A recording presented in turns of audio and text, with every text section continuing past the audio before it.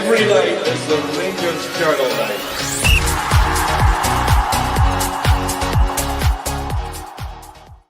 Good evening, everyone. It is Monday. You are live with the Ibrox channel on the Rangers Journal. And it may be the kind of pre-season. There are some murmurings of things happening, but you know what? We are looking at our current squad, especially after the result against TNS. Yes, it's a bounce game. It's about fitness. However, it's got us thinking, what...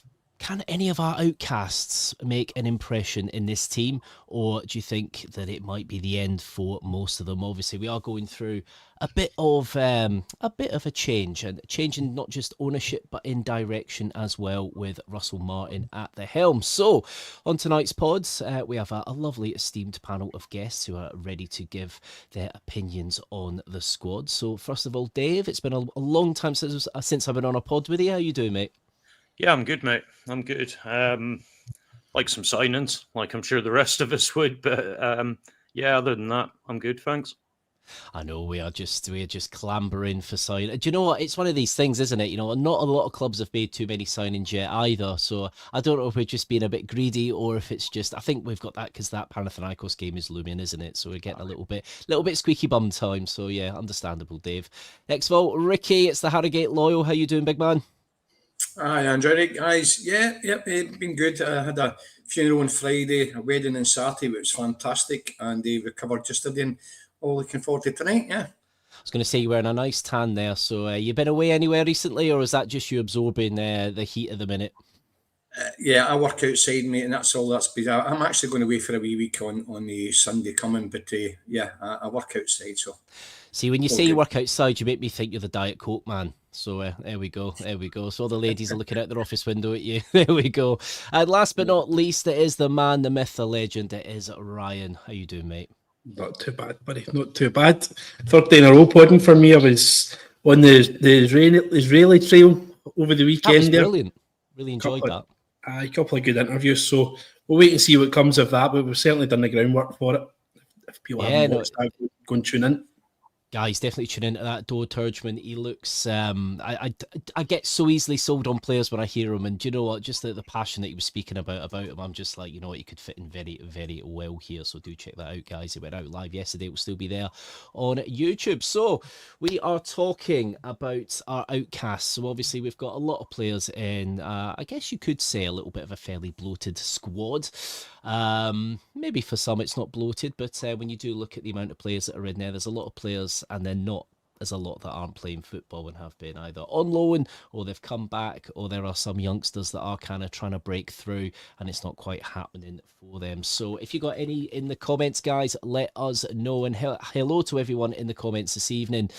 It's very good to hear you all, especially on a glorious night like this where you could be sitting in the garden. You're definitely joining us. You probably are sitting in the garden, actually, with this on your phone or your iPad. So fair play, everyone. So don't forget, tonight's pod is sponsored by Off to the Match I Go. You get 10% off the website, offtothematchigo.co.uk, with the discount code Journal10, and there's some really good, very rare Rangers collectibles on there. So we are looking at the squad, and we are looking at some of the outcasts from the squad. So I thought, why don't we start with somebody who's in goals? Now, I wouldn't necessarily say they're an outcast, but it's one of these situations, Dave, where you have to have three main first-team keepers on the books.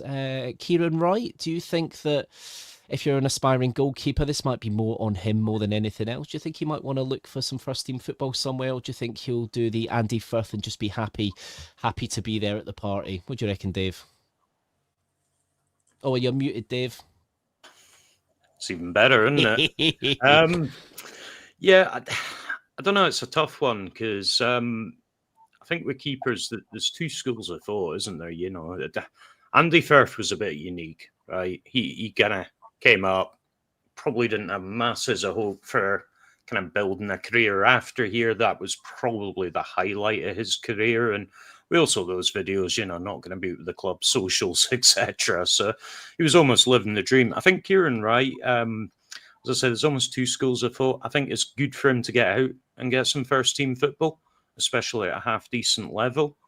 But in the back of your head, you've always got that kind of McGregor scenario where if you hear an injury's kind of go your way, potentially, keeper's suspended, another one's injured, something like that, could actually be a chance to play for the Rangers first team. Now, as I said, you've got that kind of McGregor example from history where you might think, oh, that's a good chance. But then more recently, you've got like a Robbie McGrory that did get a couple of day games and then swiftly got shafted back down to third choice. So I don't think there's a right answer, but for me, I'm always in favour of younger guys going out and getting some first team minutes, Andrew.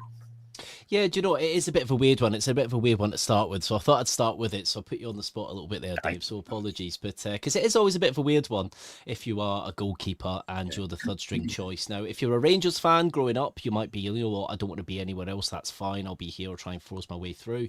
But actually, if history tells us anything, our third choice goalkeepers are generally quite good, from derbies. Mm-hmm. So yeah, it's one of those situations, isn't it? So I don't know if this one's going to be a little bit controversial. And this is just basically because I've seen a comment here and it's just got me thinking. I'm going to come at you, Ricky. I know he's not exactly an outcast, but he could very well become an outcast, especially with how the support is split with him. He is a first team regular and did come back towards the end of the season with because he did have a little bit of an injury. Jack Butland, Ricky, do you think he's a bit of an outcast? Obviously, he had many clangers last season. Is this because he didn't have the right defence in front of him and things got a bit shaky? Or, would you really class him as an outcast, do you think? Would you reckon, Ricky? Is he one? I think it's a difficult one, Andrew, based on the fact that he's at one of the highest earners. He was touted for an England cap, only 18 months, 12 months ago. Southgate was apparently up at Ibrox having a look at him, named his squad. He never made the squad. So 12, 18 months ago, he was at that level of play. But I've seen him on numerous occasions and he just does not dominate his 6-yard line. He's a big strapping lad. I know he's been playing with a defence that's been fragile, to say the least, but he should be commandeering his 18-yard box. And that was a downfall for McGregor for me. Who basically I think stayed a couple of years too long beyond what was his contract into his 40th birthday, and I think he destroyed his legacy somewhat because he was an amazing, fantastic goalkeeper for us, and he should have walked away. But that's just my opinion, and I think Jack Butland at the moment may well be entering that kind of phase for me where there's always a mistake in him. He's not particularly good with the ball at the feet. His distribution is extremely poor.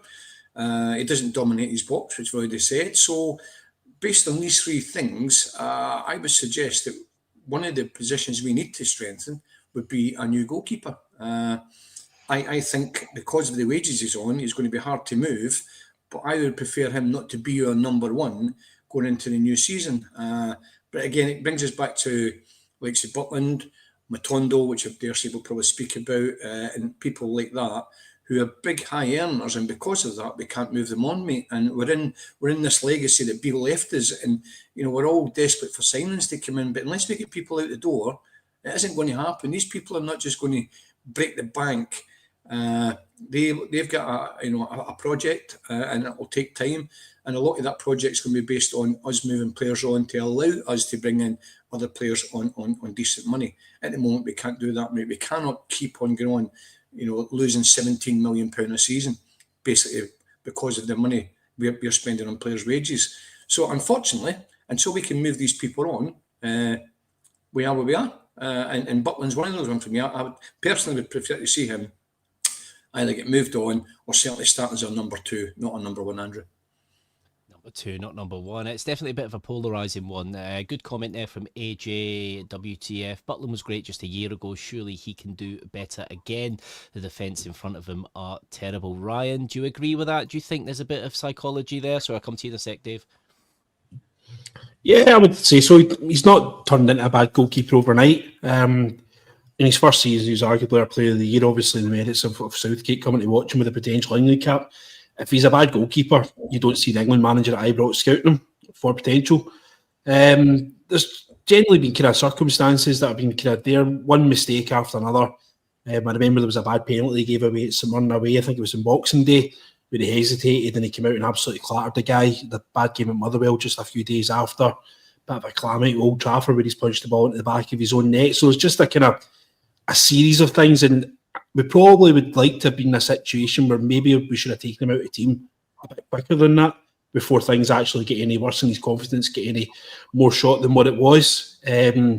But Liam Kelly obviously being the number 2, I don't think in the long term is good enough to be a Rangers goalkeeper. He's obviously came through the youth ranks and obviously appreciate that he understands the needs of the club and understands the expectations of the club. But if you're looking at, having an adequate replacement to come in as a number 2 goalkeeper, Kelly's probably not there. I'd probably have actually rather kept McCrory than replacing McKelly, but I think obviously McCrory wanted to move on for the benefit of his own career. He gets fed up waiting. So I'm probably, if you ask me what I would do with Butland, I would give him another chance. I think it would be difficult to sell him on. I don't think we're going to have a queue of people looking to take him. 1, based on form, and 2, based on wages. So I would probably be in a situation where let's keep him. Let's put something in front of him that is a decent defence. Put an Iron Curtain in front of him and just see where it goes. And if we still find out at the end of it, once he's got a decent defence in front of him, if the calamity's still coming, then we need to address it at that point. But hopefully these calamities aren't to the detriment of the team. Yeah, no, that's fair, Ryan. That's fair. And it did all seem to kind of start when Southgate was at Ibrox. It's like almost it set off this. I don't know. Again, obviously it was that bad start in that Old Firm game where Tav kind of hit the ball off Maeda, that unbelievable mad opening goal in the first few seconds. You can't fully put it on Butland. Don't get me wrong. I think. He's got to do better. As much as Tav's 75% of the blame, Butland's 25% of the blame Farton. Especially when it wasn't thumped. Yeah, it was one of them. It just kind of like nestled in the corner, didn't it? And it was all from that point that he went off a bit of a cliff, didn't he? Now, Dave, what were you going to say there, mate? I was just going to say, mate, I think Matt Doy's put a really good point in a bit further up. Even at his best, right, Butland was an incredible shot stopper. But a big part of Martin's system is playing. No, it was the other one, mate, about in a Martin system. Yeah. So a huge part of how Martin plays out from the back is the keeper. They're almost a cross between a goalkeeper and some kind of ball-playing sweeper defender type role there. Now, that's never been Butland's strength, right? He was an incredible shot stopper at one point. Fully accept the defence in front of him being god-awful. There's a load of other mitigating reasons, but even when he was on form and we all loved him and we had the song for him, his strengths don't fit a Russell Martin team. I mean, obviously you want your keeper stopping shots. I don't think anyone would dispute that. But it's so reliant on having someone that's good with the ball at their feet, able to link play, not only with the defenders, but the fullbacks and even your sixes dropping in to take that pass in the space. I just don't think that's Butland, mate. Yeah, do you know what? I think that might be the brutal reality of the situation. We've seen Russell Martin teams. We've all had a look on YouTube with his time in the EPL, and no matter what, he was always trying to play from the back. And even when he was up against it, and it was starting with the keeper, it's that kind of that press, that way of possession-based football of retaining the ball and pressing forward. So no, you're totally right, Dave, and actually it's very interesting to see how it's kind of split a little bit. Now obviously Jack Butland's a former England international, has played at some fairly big clubs, Crystal Palace, Manchester United. Any goalkeeper you're going to bring in, unless they're on a free, is probably going to cost a lot of money to be in a similar situation. So it's a bit of an interesting one. The fact that actually we've not really been linked with any goalkeepers, I think is a little bit of an indicator at the minute that it might not be the first thing that is being looked at. But I guess it all depends on players that are outgoing, and we're still at the early stages of that. So yeah, well done, guys. Get your comments in, keep them coming in. Don't forget, do like and subscribe to the Rangers Journal, then you'll be notified when the Rangers Journal are live. Sometimes we go live a little bit spontaneously when there is some breaking news, and there's been lots of pods over the weekend. Ryan had his fantastic pod on Dole Turgeman yesterday as well, so do check all that out. But do like and subscribe. There's lots of people watching this that aren't liking and subscribing yet, so please do. It does help the Rangers Journal. So we've kind of had a look at the goalkeeping situation. So let's start with the back line. Let's start with the centre backs, and I think probably the obvious first one I'll stay with you on this one, Dave. Ben Davies. So obviously Ben Davies, centre back, been out on loan at Birmingham, has impressed fairly well down there. Dave, what do you reckon? Right. So there's two sides for me. Ben Davies is quite a good technical defender, right? It's no coincidence that some of the best performances we did see from Davies came when it was in European games, because they are more suited to a more technical defender. Now, with my point that I just made about Butland and the ability to play it through the back to the sixes, etc., that applies equally for centre backs. And there, I think Ben Davies could do very well, which is probably going to have folk trying to shoot me now. But I think my concern when it comes to Davies, right, it's great having that technical ability, and I do think it's important for a Martin system. But we know domestically that a lot of the strikers are just, 6'5" lumps of wood that will batter themselves off at defenders. And historically, that's been when Davies has struggled. So whilst I think he fits a Martin style, I don't think he's a good fit for this league domestically. And as much as we all love our European runs, I think, that's right, Kerry. No Christmas presents for them anymore.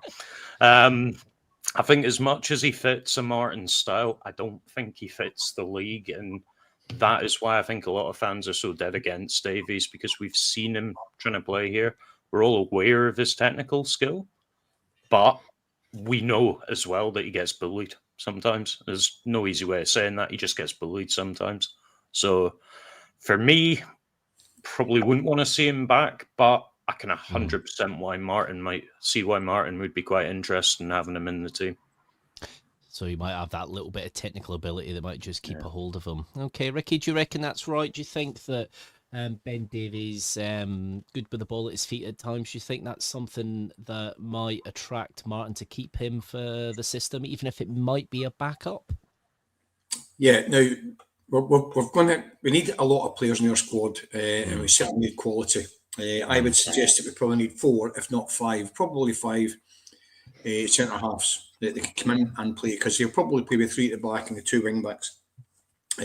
Certainly a good option for him. Now we've got Sterling proper, who I think has to go.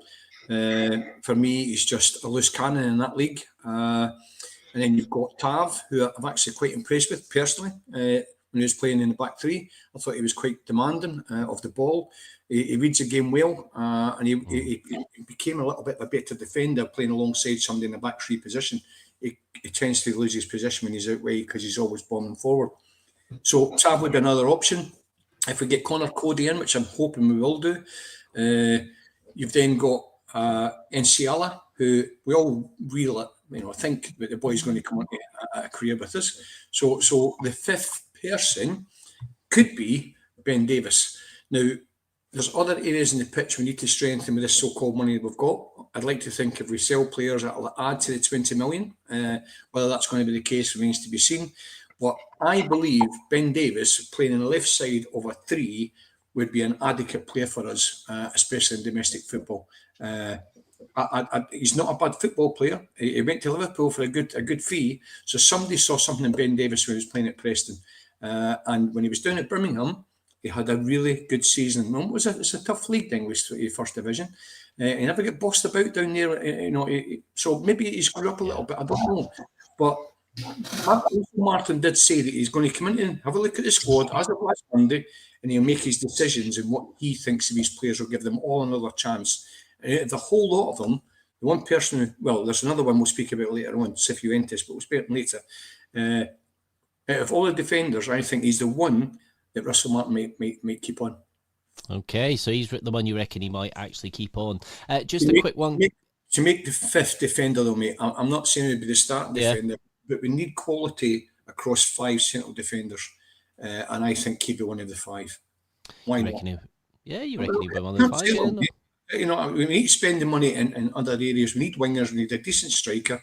They're on about the boy Matinho as a ball playing. Again, we really need somebody link and play, don't we? we're not getting it. With our current staff, was it Lawrence, or whoever it was playing in there, that number 10, we just weren't getting it. With this Martino, obviously would be that kind of player. But so going back to Davis, mate, yes, if he's the fifth defender, I think there's every possibility that he'll be retained if we can't sell him for the money that Rangers want. Okay, so you reckon that Rangers will keep him as a fifth, so not as a starter, as a backup choice. Just had a comment come in from Gallus. All your mics are at completely different levels. It all sounds fine here, so I don't know if it's my mic maybe, or if it's some others, but what to do, guys, just drop in the comments if you do think it doesn't sound right, and we'll try and get it sorted, because we want to sound the best for you lovely people at home. So Ryan, obviously we're talking Ben Davies, I or no, or maybe, what do you think? There's some skill there, there's some talent there. Maybe he's not fully suited to Scotland. That's why we're seeing the best out of him in Europe. Yeah, but I'll keep it nice and short. I don't really have much to add on to what everyone else has said. There's two reasons why I would move him on. One, he's in the last year of his contract, and I'm fed up seeing people walk out the door at Ibrox for nothing. There's so many. I would like to see people that have got value attached to them. Probably most recently, Yanis Hadji was probably the most valuable asset that's just walked out the door, but was spoken at length about Morelos and Kent and stuff like guys just leaving for nothing. So, yeah, another player that's probably got some sort of value attached to him that could potentially leave the stadium for nothing. And secondly, I'd move him on based on probably if we keep him, there's quite a strong chance we're going to stifle the development of Clinton Nsiala as well. I do believe there is a player in Nsiala. I think he's a bit rough around the edges and stuff. But if you're asking about somebody who plays, with the ball on the ground, who's talented, Nsiala does have a fantastic range of passing on him. He just needs to find his next level, and I think he needs to develop a bit of aggression in his game and actually find a bit of rage and actually become that angry defender. I think he'll actually turn out to be somebody that's actually very good for us. So two reasons for that is to make sure we don't stifle a youngster and obviously make sure we don't lose an asset out the door. Apart from that, I don't really have anything else to add about what you said about him. No, that's perfect. I'll stay with you with Clinton Nsiala because that was going to be my next choice. Obviously, came in from AC Milan, a bit of a hot prospect. It seemed like it was quite good that we managed to get a hold of him. Obviously, I don't think he was tearing down walls in Italy, but obviously they saw something there. The few times you saw him, I think the first time we saw him, he did look a bit shaky, but obviously he has adapted quite a bit more. And actually, he was starting to look quite comfortable at the back, wasn't he, in the kind of few games you saw him towards the end of the season. Do you think he could be somebody that actually moves on a little bit next season and becomes maybe more of a starter? Yeah, but I would hope so. As I said there, look, he needs to put himself about a bit better. I think the two goals that we lost to St Mirren at home in the game that we lost, I think it was in March or April time, he was susceptible for both of those goals. But see if he was just willing to actually just bulk up a little bit, just don't be scared to shoulder into a guy and actually be a bit more physical. He's got all the attributes that's needed to be a really good, classy defender. He just needs to, and I think having somebody next to him to develop him, like we're talking about in the comments here, Connor Cody, someone who's got kind of leadership qualities next to him will help him. I don't think John Souttar's a good example to bring him on. I think John Souttar's got aspects of his game that he needs to work on. I definitely don't think Robin Propper's somebody that's going to lead by example for him as well. So if we actually get somebody in there that will develop him and actually help him, kind of like what you seen years ago with Davy Weir helping Danny Wilson coming through, I think there's a good opportunity there to actually get a right good centre half. But I think we need to nurture the talent, and keeping somebody like Ben Davies in the building's only going to stifle that. Yeah. Okay. Interesting words, actually. I always loved the kind of partnership of Davy Weir and Danny Wilson. A man that's essentially in his 40s was still coaching the younger lad as well mid-game, and it just worked perfectly. It was absolutely incredible. So, yeah, no, that's interesting. So, Dave, Clinton Nsiala, obviously, he essentially was purchased as a development player, somebody that we're looking to sell on, possibly along the same lines as Bassi in the future. Obviously somebody that's going to come in, not going to be necessarily a start straight away, get a bit more up to speed, up to strength. Do you see him featuring more next season? Do you think because obviously I don't think he's somebody we're going to sell. Don't get me wrong, we don't know. Russell Martin might have a completely different outlook on the team, and obviously we're changing all our backroom staff, the people upstairs, director of football, they might have a different opinion. Do you still see him here next season? Do you think that he will feature for us?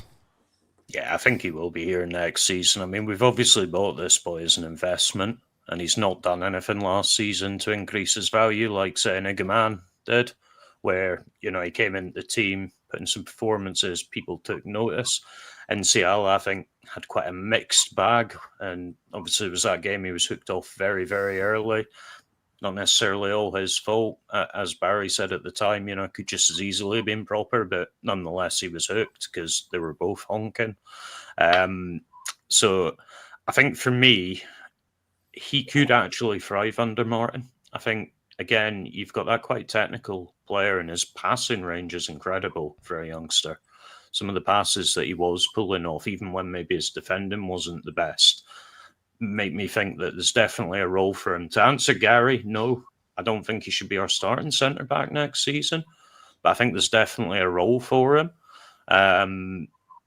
For me, I think, just to echo what Ryan said, my concern at the minute is he's still quite slight, and I just think if he bulks up a wee bit, adds that kind of physicality to his game, that is probably the difference maker that takes him from that kind of prospect that we're all talking about into a starting slot or something near it.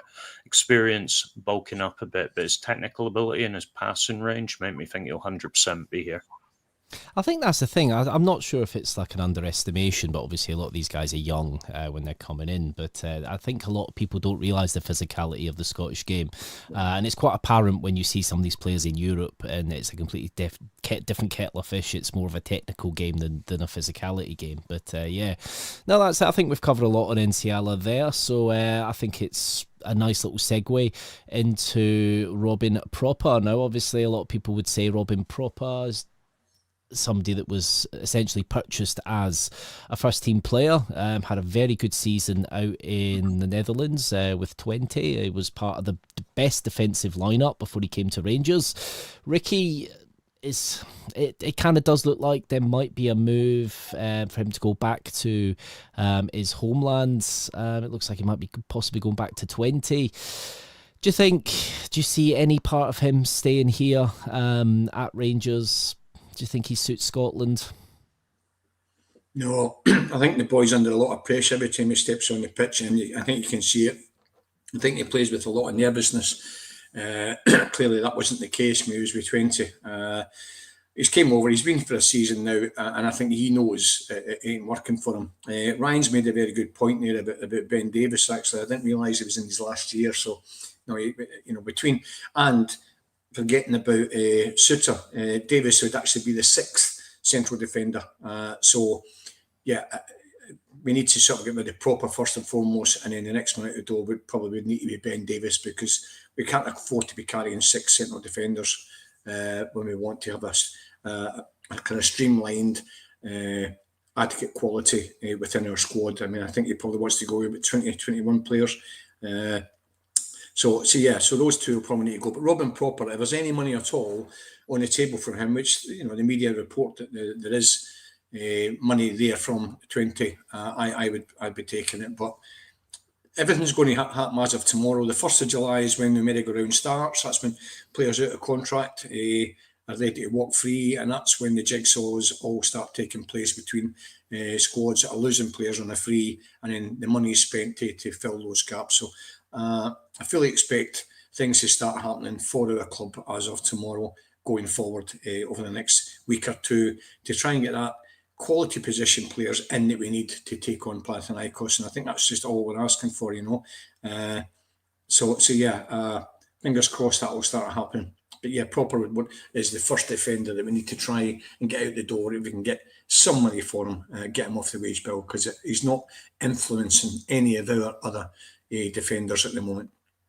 I think that's the reality, isn't it? He is actually a sellable asset based on what he has done previously, well thought of out in the Netherlands. So I guess that it makes complete sense, doesn't it? Some players, you just get a sense, don't you, that we've kind of gone as far as we can.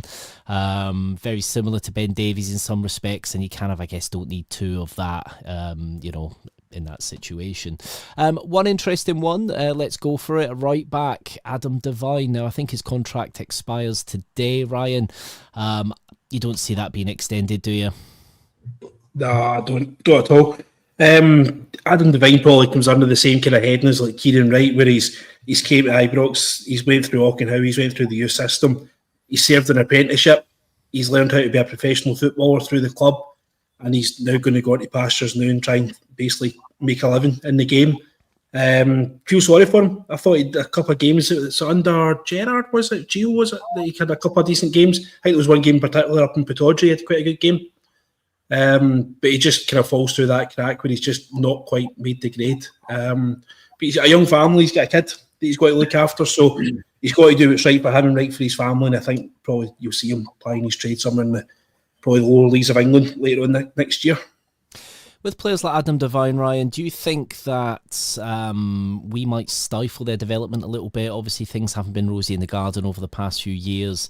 They don't seem to get an opportunity. With changing managers, not exactly a revolving door, but it does seem to be one a season at the minute since Gerrard. Do you think, in this situation, this could be a little bit we are the problem here with players like Adam Devine? I wouldn't say we're the problem. I'd say Scottish football's the problem. Not having a decent B team initiative, not having a reserve league, I think limits the opportunities that these guys have, so that if an opportunity does come up, they're not trusted. You would rather play, Dujo and Sterling in every single part of the park, apart from goals and up front. So you'd rather shoehorn players into other positions rather than giving youngsters opportunities. But I think that's just purely because they've got lack of exposure. If there was a recognised B system, if there was a recognised reserve league, you would probably see these guys come up playing against bigger and better oppositions. So I don't think it's necessarily a Rangers problem. I think it's a Scottish football problem in general. A problem with Scottish football, yeah, I don't disagree with you there, to be honest. There's definitely a problem in Scotland with a lot of these young players, and that's reflected on the national side. Obviously, we've had one of the better national sides in years, and still there are issues with the young players coming through. So no, I totally understand you, Ryan.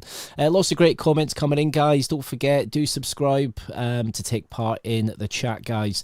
There's lots of great questions coming in.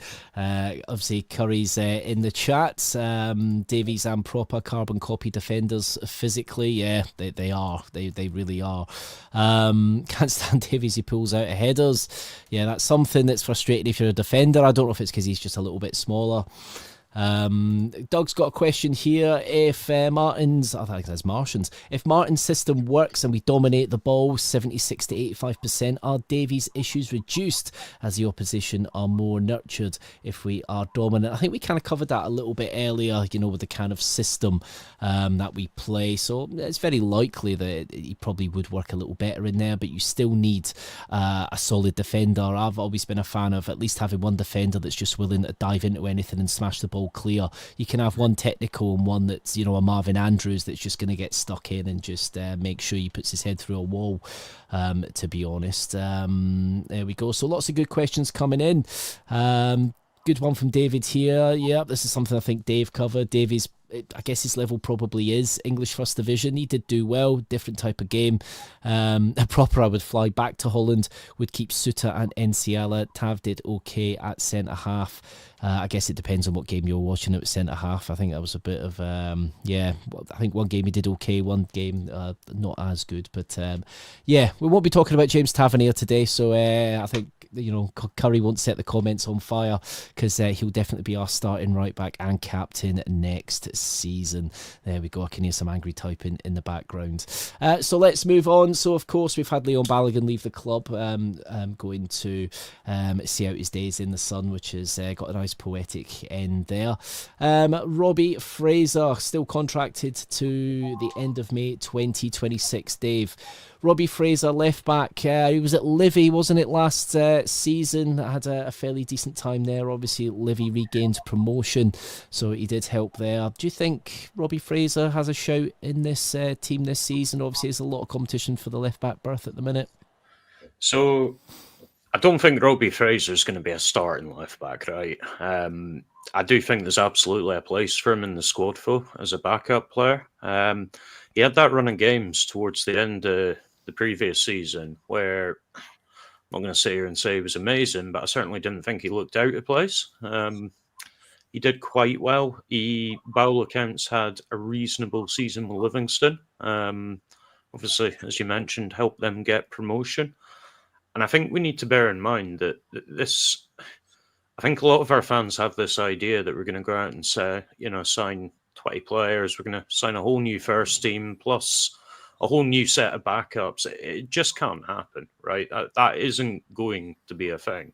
So for me, I think if we can take some of the slightly better youth products and use them for filling the squad, for being those backups, for European games, helping that quota, then for me, that's a real win. It's easy to say that the academy should be producing like Sir Nathan Patterson every season, but even if they're producing some kind of squad depth that we can trust when you're going to visit Dundee or Motherwell or teams like this, and you can say, right, I need to give the number one choice a rest. You're playing today. If you can trust him to come in and do that, then that's still a success of our academy. It's not the success where you're then going and selling them for 15 million, but it's still success, and it allows us to focus on the other positions where maybe we need a bit more. So I think for me, in an ideal world, you sell Ridvan. No harm to the boy. Quite like him when he's fit and had a run of games, but unfortunately that's kind of up there with solar eclipses and the like. So, not one to be relied on. So I'd shift on Ridvan. Probably keep Yefte unless you get a decent offer for him. And then Fraser as the backup. I'd be okay with that. Okay, so you reckon that's kind of the left back area kind of covered for the season, would you reckon? Yeah, no, that's fair enough. That's understandable, especially with Jeff Day and playing from the back. Yeah, I can see that. Now, there's a question that's coming. I'm going to go with you with this one, Ricky. Darren P's, but a good question in.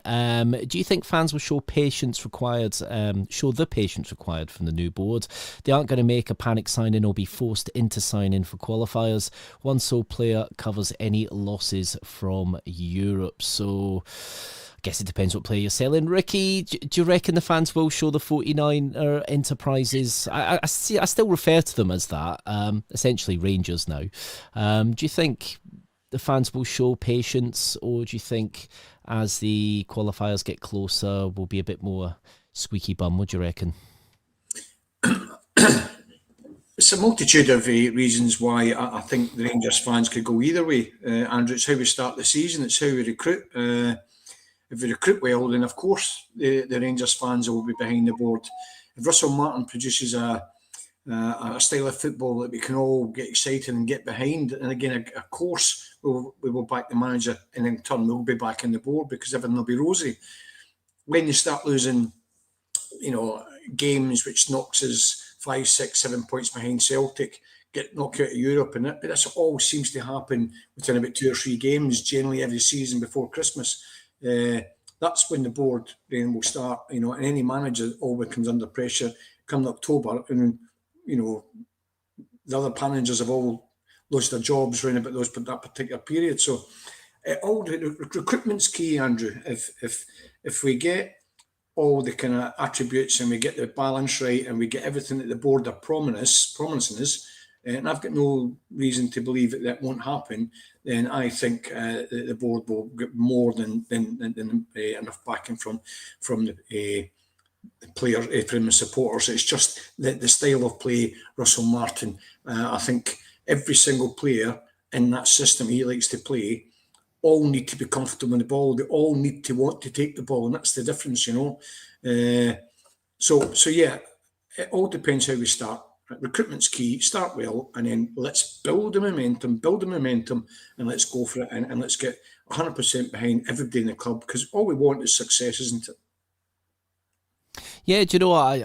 I do see where you're coming from. I see where you're coming from there. I think at this moment in time, I think a lot of people have got itchy feet, myself included. You do look and you think, the game's around the corner. At the same time, though, I do look at other clubs. I know the Club World Cup feels like almost like a friendly tournament kind of shoved in, even though it's not. I think that affects some things. Obviously, there's a lot that's changed at the club. The one thing that I will say is if you look at the model at Leeds, and I know they're a separate club, I think though they have been run with the same kind of ethos of they sold some of the best players there for a lot of money. The fans weren't happy with that. They weren't afraid to do that. They brought in cheaper replacements and they managed to win the league. So the proof was kind of in the pudding there. I know it's different. You're not going to be able to replicate necessarily the same thing at every club. But, based on their model alone, you know, that's the one thing I would say at the minute, trust the process. But however, like you say, Ricky, if you start the first few games, or you know, you have a few draws, a few defeats by the time October comes around, I think it is a bit of a different story, isn't it? So guys, keep your comments coming in. Ryan, one player I'm going to speak to you about now is one that I think we probably thought we would see play more games. Now, he hasn't exactly played hardly any. He's played 20 appearances in the SPFL this season, so 33% of the time he was in the starting 11. I'm talking about Dujon Enrique Sterling. Do you think he'll have a bit more of a chance next season? Obviously, I guess it does depend on injuries. Obviously, a little bit more versatile, can play defensive mid, can play right back, even left back potentially. Do you think he would work? It's a bit of a bad example because he's currently knackered, is he not? I think we're not talking about January, February return for him. Is it that far off? Right. Okay. Aye, so that probably is a bad one then. He's knackered as far as we know, which it's a shame for him because I think he's a great player. His versatility speaks for itself. I think he's probably the natural, you know, heir to the throne of the right back berth for Rangers. So I don't know if this is maybe one of the reasons why we've went for Max Aarons just on a 1 year loan. That is just a straight 1 year loan, rather than actually go out and looking for a kind of a permanent replacement. They obviously maybe think that Sterling could go back in and do something. But it's mad. We just need to wait and see what comes of it. But I'd like to think he does have a future at Ibrox. I think he's a great player. Do you know, in my head it was around October time I was thinking, but no, you're right, you're totally right. Ian's connected to me in the comments there, out till next year. That's very Rangers, isn't it? When you got a promising player, of course, out until the dawn of time. So there we go, a bit of a bad example there. But I'll give you another one, Bailey Rice. I know you have spoke a lot about Bailey Rice in the past. It's got to be make or break this season really for him, hasn't it, if he does remain here at Ibrox? Yeah, definitely. I think we're probably, obviously with Hadji leaving, there's a spot became available in the midfield. We'll do well to hold on to Raskin and Diomande till the end of the summer.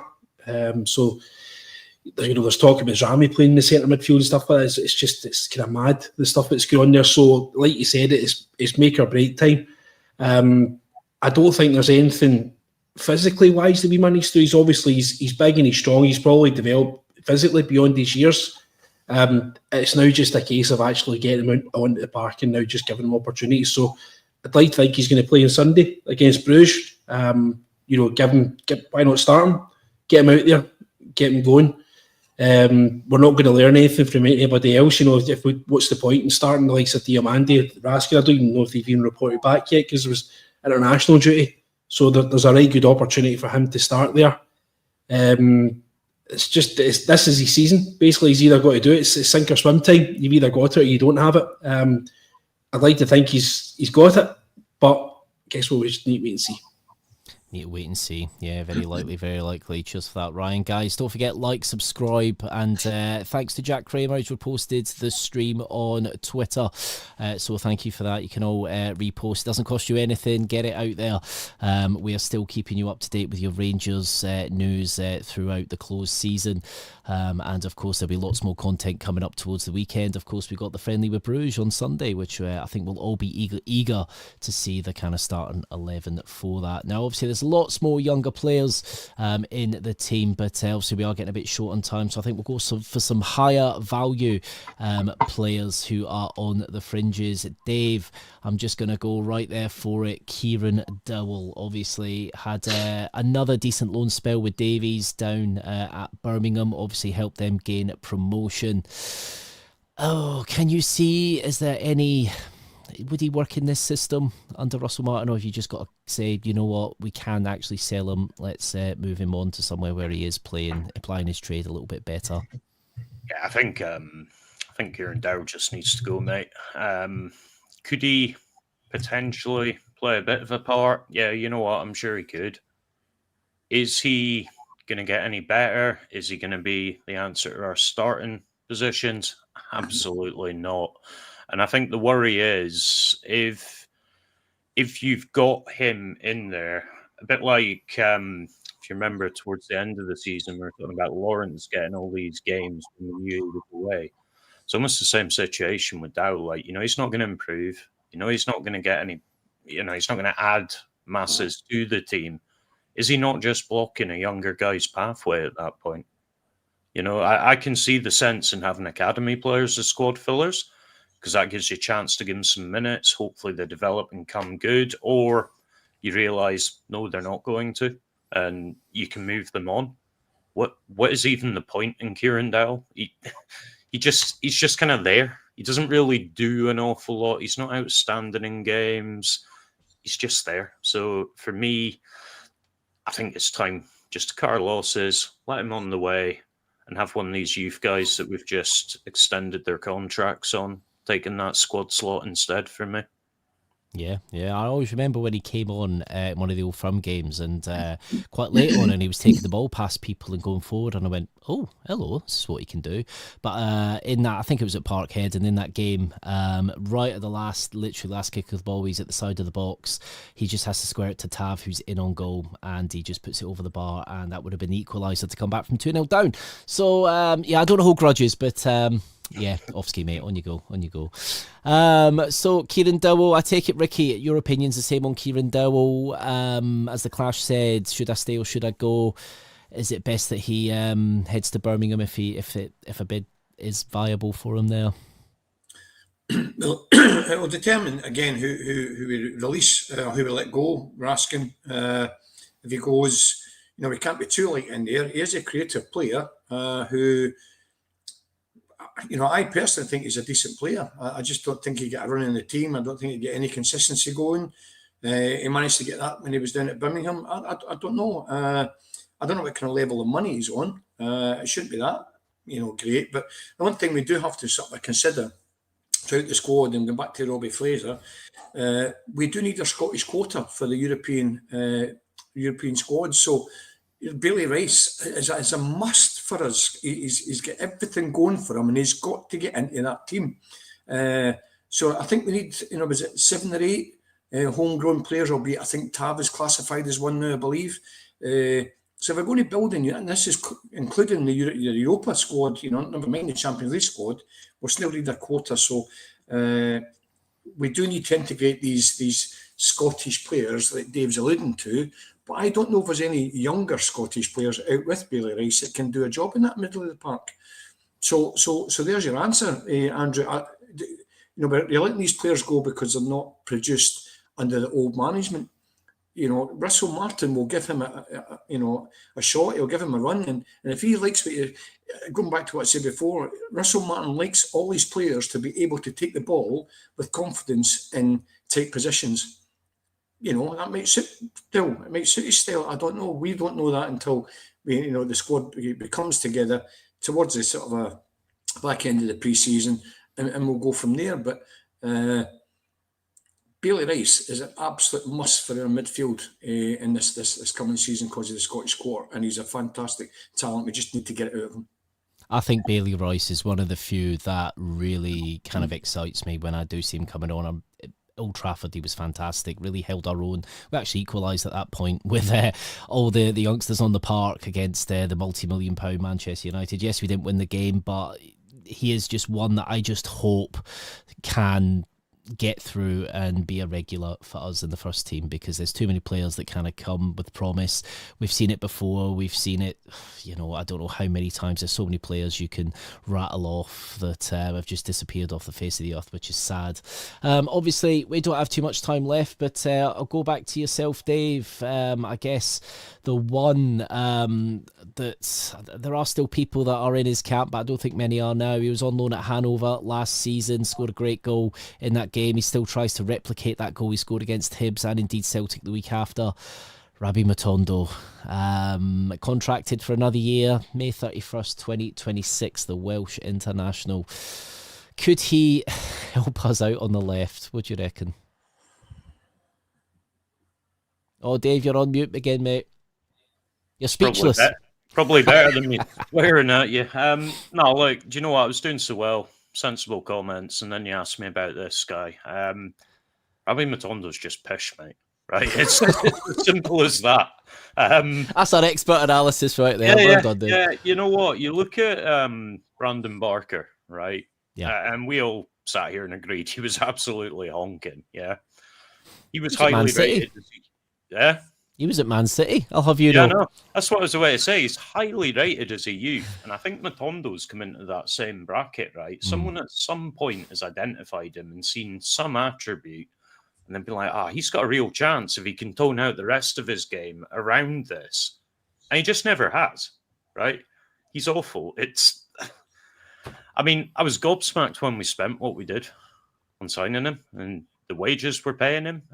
He'd done nothing before that other than being in an elite academy to suggest that it was worth it. It's no surprise to me that he's gone to Hanover and they're not interested in extending his loan or signing him. Why is that? Because he's right. So yeah, sorry, for me, he would be numero uno out the door, especially if he is even close to what folk are saying his wage is rumored to be. If we are genuinely paying him around the 30k bracket, he would genuinely be my number one out the door, even before Dessers. And everyone knows my thoughts on Dessers, right? But even before him, at least he contributes something. Rabbi Matondo's still living off that goal that he scored against Hibs and then a week later against Celtic. That's all he's ever done here. Yeah. Do you know what? That was when I made that bet as well, live on a pod, that if Matondo scores and we win the Old Firm game, I was going to get a tattoo of him on my backside. And then he scored, and I was like, uh-oh. I was just like, oh, no. And then it was a draw. But, yeah, it was one of those, of course. So I'm definitely going to use that this season when we really need a result. So you can thank me all then, guys, when I'm got my arse in the air in a chair. Just watch. You might end up with a tattoo if you're not careful. Well, if it means we win the league, I will do anything for my club. So there we go. You can all thank me then when you'll chip in to pay for it. Great comment from Curry, actually. Matondo is a Ferrari with no steering wheel. Do you know what? The first season that he was here, he could not trap a ball for love nor money, and it was just utterly bizarre. You could see he had this motoring pace, but he could not trap a ball. Then all of a sudden, he seemed to obviously be out the team for a while, came back in, and suddenly he looked like he could, and actually looked a bit decent. So obviously got that little bit of that slight cult following. I don't know if it's that kind of like SIBO cult following where it's it's just for a bit of a laugh. But then he scored that goal against Celtic, and then you think, I don't know. But time has probably gone for him. Ricky, did you have something to say there, mate? Well, the one thing Matondo has got going for him is pace. And he hasn't even got the intelligence to use that. He's absolutely rubbish. Bonkers, rubbish football player. I mean, even at my level, you just sit deep, get the ball, knock it by your defender, and run like hell after the ball. Use your pace. He doesn't even get the intelligence to do that. He's pathetic. I don't even understand how he's made a Welsh squad as well, and that Welsh team under Bellamy, he's starting to turn the corner as well. And he's in that squad, but he's done nothing to prove to me or convince me that he's anything other than an imposter of a footballer. Do you know what? It's true what you say there, actually. It's just mad. Like, you've just summed up my football career there. I wasn't most skillful, but I had pace. And you literally just run at somebody, put it past them, and they can't catch up with you. And that's what I spent my career doing as a striker when I was. But, yeah, he hadn't utilised that to his strengths. He had I think he was like the fastest recorded player, I think, in the Bundesliga a few years ago as well, which when I saw all this stuff thinking, we're signing a player here. But again, under Beale, we could go into that all day, signing players for their own positions, all sorts. I hope that's something we don't do now. Obviously, got a few more to cover. Probably the most successful one, Ryan, from the academy in recent years, and I use that with a little asterisk. Ross McCausland, he's probably one of the few that's kind of come through. It's actually had quite significant game time. Looked okay, but really has fell out of favour now, hasn't he? Still contracted to the end of May 2027. Sure. It's a tough one for him because obviously we like him as an individual. He ticks a lot of boxes for us as an individual, but as a footballer, leaves a lot of boxes unticked. Just so lightweight. I would find him as a left fullback. You're talking about somebody that just burns past and there. I would, find him particularly easy to play against. He's very predictable. He's not blessed with a lot of skill. He's not blessed with a lot of pace. So what is his actual attribute as a left winger? He reminds me a lot of Chris Burke, that used to be great, would run and dance with the ball till such time as he was tackled. I like to see a winger that's actually got the ability to knock the ball past. He can get to the byline. He can take you inside. He can turn you inside out before he decides what foot he's going to cross it with. Ross McCausland doesn't really have any of these things going for him. He's probably, you don't get him. Which is a shame because we'd obviously have hopes for him to have a long and successful career at the club. But it's just one of these things. He's just simply just not got it. And if we want to see Rangers go on to the next level and become a Champions League club and become the Kings of Scotland again, I don't think he's got a position within the squad to help us do that. Yeah, I think it is a sad bum for him because I like the lad. I think he's obviously somebody that's grown up a Rangers fan over in Northern Ireland, and is somebody that will very likely feature for Northern Ireland as well. He's lost his way a little bit. I don't know if he maybe can get that back. It just seems it's a little bit too long now. I don't think it's helped again that the team has been a little bit all over the place. Obviously he's had Czerny in his position essentially, which is understandable because Czerny has been producing numbers, so you kind of understand that. So you never know, he might have a chance going into next season, but you know what, it might be better maybe moving on and to get regular first team football. Probably the last one to go through. Oh, sorry. Well, I used an example, sorry, just before you move on there, about wanting to be a Rangers player and actually come and impress the manager. And I said in a pod, I think it was last week, that all these young guys that are fighting for their job and fighting for their careers have something to prove to the new manager. Your Rice, your Curtis, your McCausland, they should all have been in. See, as the squad finished and departed, they should have been in the gym and basically forget your holiday. You either want to be here or you don't want to be here.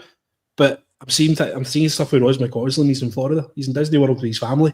Like, see if it was me, see if you really, really wanted to apply yourself and you wanted to do it, I'd have been at Auchenhowie every single day of the week. I'd have been speaking to somebody to get me a weights training programme. I'd have been speaking to somebody about getting my numbers up, and I'd been going to the coach and saying, listen, see when you all left to go on holiday, these were my numbers. Seeing that you came back, these are my numbers. This is what I've done to make myself a better player before pre-season even starts. I want to be here next year. I'd appreciate it if you gave me an opportunity in the team. But he's pissed off to Florida and went on holiday with his pals. See, that's an interesting one, actually, when you talk about kind of like the pre-season and, looking to do things to improve. Obviously, Tav for years has done that, and you would think a lot more players would follow by example. Yes, you've seen Butland do it this year, you've seen a few others, but obviously players like Ross McCausland hasn't. Do you think there might be a little bit of a disconnect between the captain and the rest of the team, maybe, do you think? Because obviously the captain, will lead by example. He's always in training camps in Dubai, pre-season. Is it one of these situations, Ryan, do you think? No, I think Tav's just probably got a better social media team than some of the other players do. And he's getting more to prove to the fans and the other players have got. You probably find a lot of the professionals were out there having kind of private training camps and stuff. I think Danilo was showcasing. So it's no coincidence that guys that maybe have something to prove to the fans are showcasing what they're doing in social media. So I think Matondo done it last season, the season before he was out in Dubai doing a wee bit and stuff like that. But ship sailed for him. Matondo could be doing anything right now and it wouldn't impress the fans. Yeah, no, that's fair enough. Well said, Ryan. Dave, I'm going to give you the last one. Danilo, obviously probably the most expensive out of all of our kind of outcasts. He's had a lot of injuries, a lot of bone injuries specifically. Obviously, he had his fractured eye socket, he had his knee. Stuff that's, I guess, not ligament related and not picked up. It's stuff that is, you can't just go, you know what, I'll push through this today. Has he just been a bit unlucky? Do you think that this will be his season now? I know, obviously, he has it. It's kind of do or die, really, isn't it? Because every season there does seem to be something, not all his fault. Do you think Danilo will feature more? So, I actually think Danilo could be the surprise package of this season. Ooh. But I feel like I'm going back 5 years here when we had Kemar Roofe, if he can stay fit. So, if he can stay fit, I think he's ideally suited for Russell Martin's type of system. You've seen all these training photos and busting his arse and scooshing himself with water, which, hate crime in some parts of Glasgow, by the way, but I honestly think his fitness, the way that he goes about, if you remember, the best we saw him last season was almost more as a 10 than an out-and-out 9. And I think all that combined, along with Martin kind of directing him, if he takes that on, and it's a huge if, he can stay fit, I think that he could really, really thrive under Russell Martin. So there's my bold prediction for the season.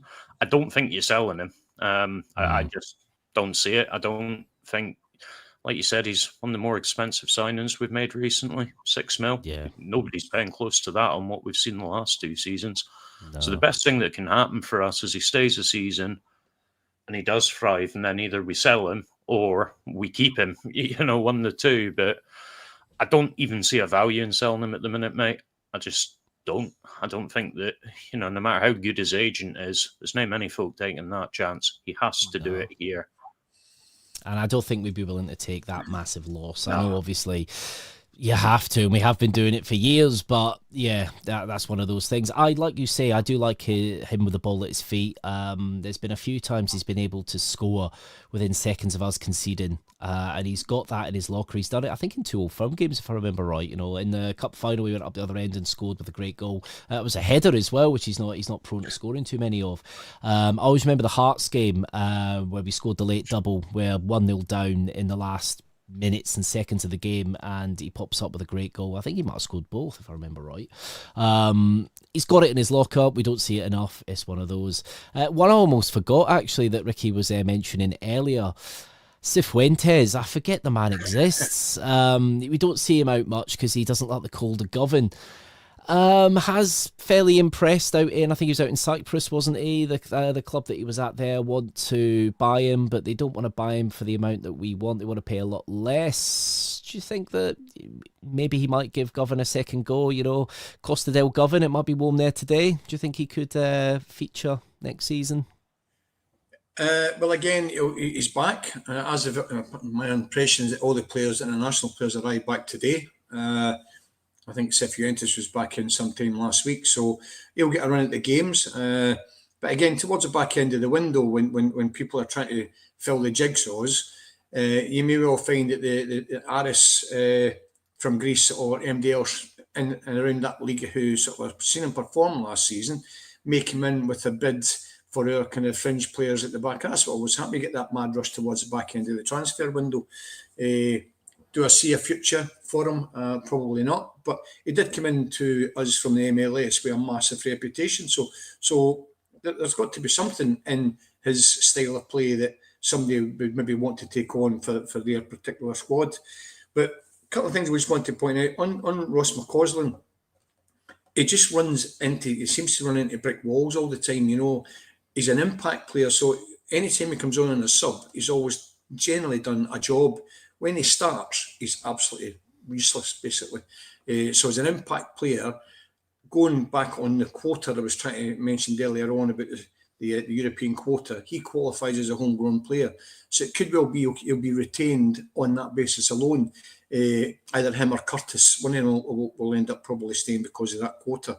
And just let me finish off on Danilo. Danilo has got a massive, massive season for us.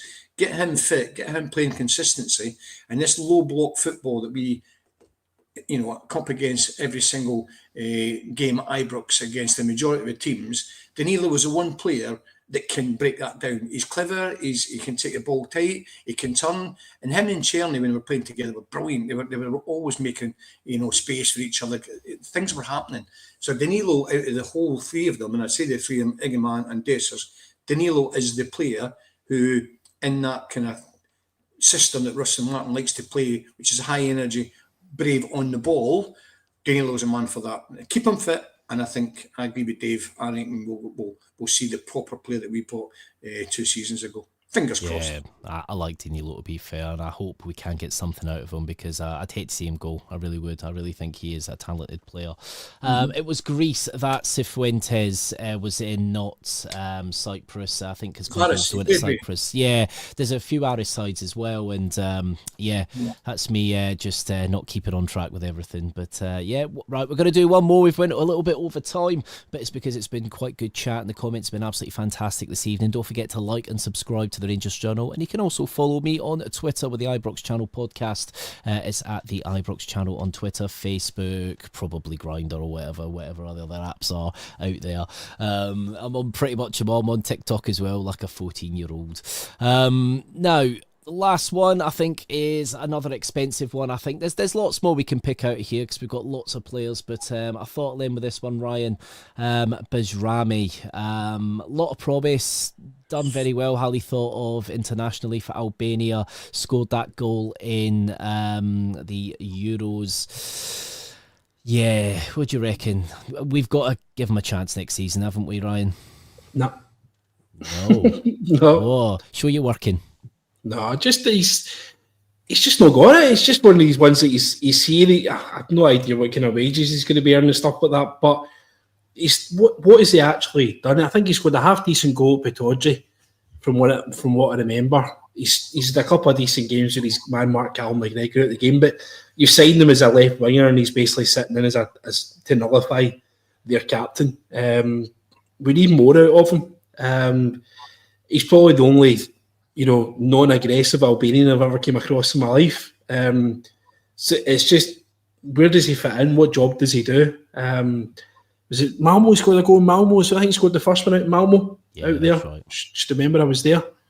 But no, it's just, for what we laid out, 3.5-4 million quid for him or something like that. Yeah. Which is a decent transfer fee, especially in a summer where we're going through a major downsize as well.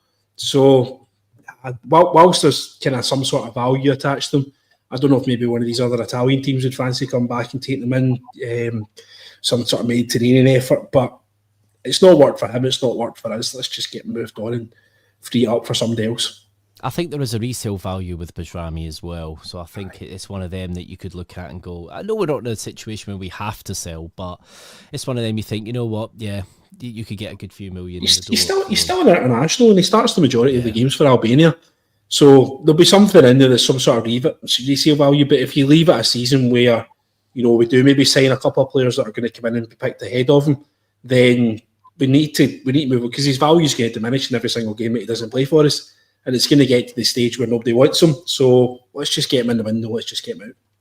Let's just do that. Yeah, right. I think that's us for tonight. We've went a little bit over time because it was a great pod. Thank you ever so much for joining us. Dave, thank you for your words of wisdom, and we'll get you a wee button for your mic so you're not muted all the time. But no, thank you, Dave. No, thanks for having me on, Andrew. Pleasure as always.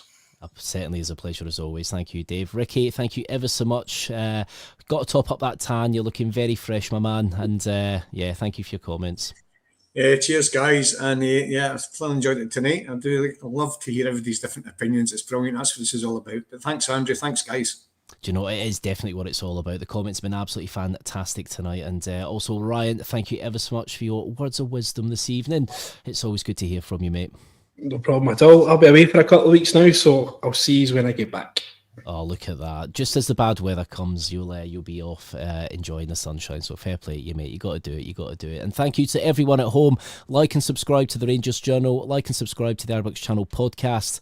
And there'll be more content later in the week as we build up to our first kind of, I was going to call it an open doors friendly, but I guess it's just a friendly against Bruges. So take care, everyone. And every night is a Rangers Journal night.